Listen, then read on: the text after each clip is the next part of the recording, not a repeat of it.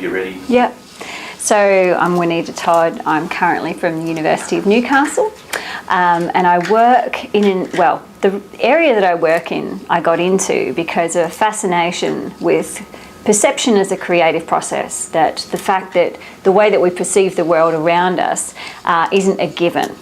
And I guess in terms of the human condition, the ultimate example of that is schizophrenia, where perception can be extremely removed from the actual world around you. The area of my research then is about how the brain utilises what it learns to predict how the world should be, and to, I guess, make those predictions in order to filter out what's relevant from what's not.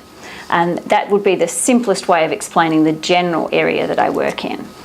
More specifically then, we know that there are some problems with that process in persons with schizophrenia. And in a laboratory setting, we can refine the methodology right down to looking at how well can they detect simple patterns and make predictions about those. So in practice, I work with sound, and I work with presenting different types of pattern sound sequences to understand how well the brain can actually utilise that patterning to form predictions and to make sense of the world around it, and to filter out what might be most relevant to attend to from what it already can predict. So how can the type of research that I'm doing eventually help persons with schizophrenia and help understand the illness?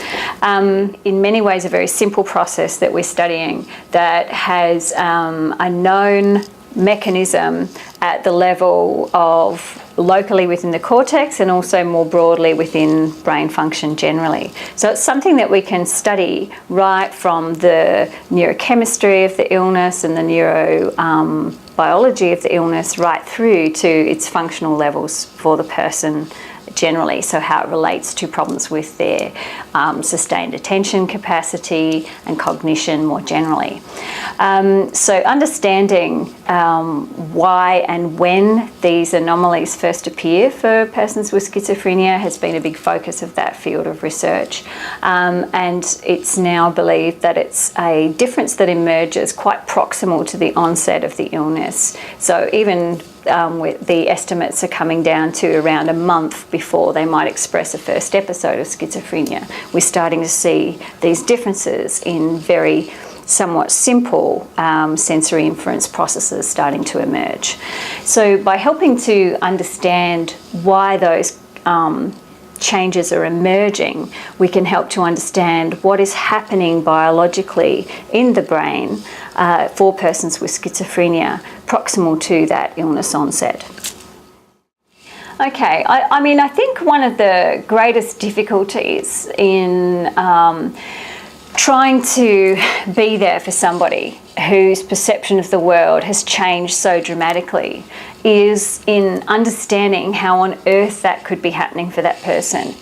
I think that the type of research that I do and others do in this area has the ability to close that knowledge gap for people. So ultimately, I would hope that one day we would be able to explain to the family members the pathway through which that person's perception of the world has broken down, and obviously ultimately that we've got a way of remediating that as well. Ultimately, I think that there's a lot to be gained from trying to understand schizophrenia, and in terms of what the sort of origin of the differences are, but in a secondary fashion, trying to understand how a system with those differences or difficulties would try to adapt to them.